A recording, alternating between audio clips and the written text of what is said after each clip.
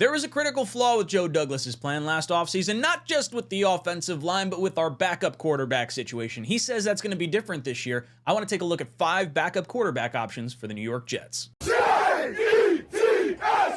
Jets, Jets!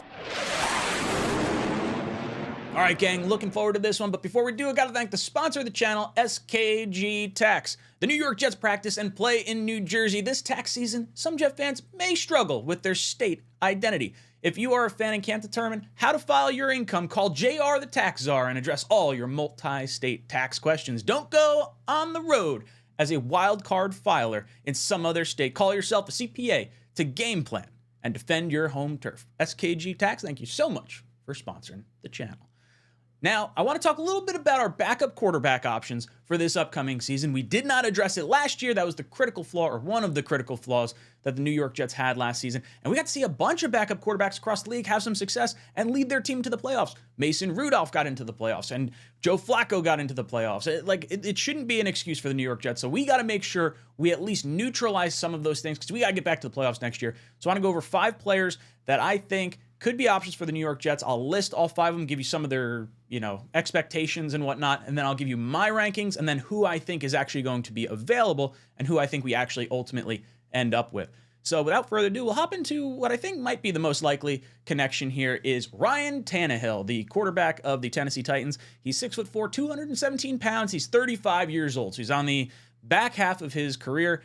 Career win percentage, 81 wins, 70 losses. He has a 64.3% completion percentage, 225 yards per game. The Keith Carter and Todd Downing connection is why we're linking him to the New York Jets. And he has a career 2-to-1 interception ratio. So for me, when I'm looking at Tannehill, this is actually a pretty good option for us, because you want someone that could at least be stable and hold down the fort and won't necessarily lose you games. Like Tannehill, I don't want to see as a starter necessarily ever, but, having him in a pinch where you need him for a game or two, I think you can hand the ball off to Breece Hall and get the ball out to your weapons, and you could, do just fine here. Tannehill's not a bad option. Next one up, Jacoby Brissett. This is a fan favorite. 6'4", 235 pounds. He's 31 years old. Career win percentage, 18 wins, 30 losses. Has a 61.3% completion percentage, 133.8 yards per game, and a career 2-to-1 interception ratio. So again, that 2-to-1 interception ratio is always something I want to take a look at, because you don't want your backup, slinging a bunch of interceptions and whatnot, turn the ball over. So Jacoby Brissett, would he be a good option? There's been a lot of controversy over the course of his career. He dealt with the Deshaun Watson stuff going on. He brought into Indianapolis as soon as Andrew Luck wound up retiring. So there was a lot of weird things that he's had to go through and battle through, and I think that adversity that he's gone through makes him an attractive option for the New York Jets. I think you're always kind of hoping that there's some stability there, and I don't know if Jacoby Brissett is necessarily anyone that would cause any sort of ripples. This guy's just a stoic dude. I like Jacoby Brissett a lot. I would say when I'm looking at these quarterback options, I would love to bring in a quarterback that has some upside. If you could get me my version of Geno Smith that's on just beyond 30, might be looking for a resurgence in his career. Could Jacoby Brissett want to hang around for a year or two once Aaron Rodgers hangs it up? Could he be the next heir apparent in New York, the same way Geno kind of was in Seattle? I would like to bring him in. I'm a big Jacoby Brissett fan. Next one up, we're talking a little Gardner Minche. This is another fan favorite. 6'1", 225 pounds, 28 years old. He has a career 15-22 win percentage, 62.6 completion percentage, 202.8 yards per game, and he has a career 2-to-1 interception ratio. I really like Gardner Minshew a lot. I always said he got a raw deal from a few of his teams. He got, obviously down in Jacksonville, had a really, nice few, 2 years, 3 years. And then he winds up getting cut because they're bringing in Trevor Lawrence. So it's not necessarily a black mark on his resume. And then he winds up being backup quarterback in Philly when he thought he was going to be competing against Jalen Hurts. Jalen Hurts has an MVP season, and then he winds up in Indianapolis. And then Indianapolis goes on and drafts a quarterback. So he's kind of getting bounced around a lot. I like his moxie. I think he's a really fun player to root for. I would love to see Gardner Minshew in New York. Next up, we're talking Jamus Winston, Mr. Eat the W's, crawfish, and all that good stuff, and calling plays on the goal line when your coach tells you not to do it. 6'4", 231 pounds. He's 30 years old. 34-46 as a starting quarterback. 61.2% completion percentage. 237.7 yards per game.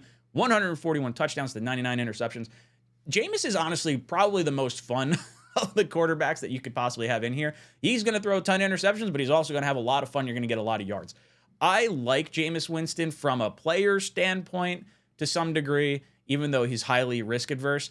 But at the other time, I think his judgment is super questionable, especially like changing the play at the goal line when you're in victory formation against the Falcons. Like, I have no issue with you going for the touchdown. I have more of an issue with you like faking a lay down and like the game's over attempt and then running it there. So I don't know. I think I questioned some of that stuff along with all like the off the field stuff that he's done over the course of his career. So I can understand if people maybe didn't want to go with a Jamus Winston here.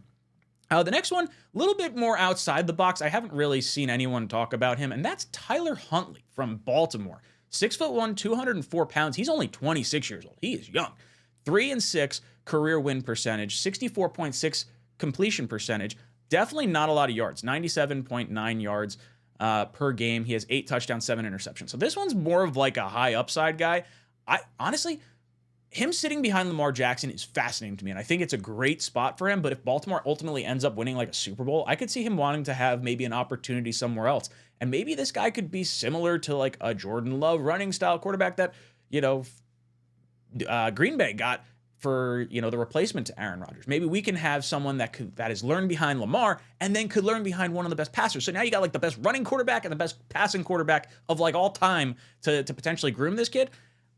This is interesting to me. I don't know like what his ultimate upside is, but I think from a backup quarterback perspective, he's at least fun to watch. And then imagine him and Breece Hall like running out of the backfield. That would be a little wild. But as far as my rankings go right now, this is the way I said I wanted to frame this was I really want to have someone that's sub like, a younger age, like right around that 30-year-old range, because I'd like to have the potential option of this guy being the heir apparent to Aaron Rodgers at some point in time, similar to like a Geno Smith. So at number 5, I'm going to put Jamus Winston down here. I think I'm not super crazy on the culture fit with him. Number 4, I'm going to say Ryan Tannehill from the Tennessee Titans. 3, Tyler Huntley. 2, Jacoby Brissett. And number 1, Gardner Minshew. Would be very, very cool to have in New York. Now, I do have to preface this with, I don't think Gardner Minshew is actually going to be an option. I think he's going to get retained by Indianapolis, and I think he winds up sitting with Anthony Richardson as like sort of the stable backup because Anthony Richardson's play style may lend itself to getting hurt a little more frequently. And then number 2, I'm going to scratch off Jamus Winston because, like I said, I don't know if he's a culture fit here necessarily. And I really like all these options. Honestly, I wouldn't be upset with any one of these 5. It's not necessarily an over-the-top favoring of one particular guy one way or the other. And I think the Jets ultimately end up with Ryan Tannehill. I think this is actually like a great move. It's not one for the future, but it's one for the stability right now. Like Aaron Rodgers knows Tannehill's not the future, but at the very least, we have the connection with him with our coaching staff. I think there's also some, comfort in knowing that he's been there a lot. He's done a lot in this league over the course of his time here. Maybe he's still got a little disdain towards the Dolphins from 8 years ago or whenever he was traded. So maybe we get some benefit from that perspective. Guys, I want to hear from you. What's your favorite backup quarterback option for the New York Jets? Is it someone that I didn't list here? Is there a trade option out there? Let me know in the comment section down below. And as always, go Jets.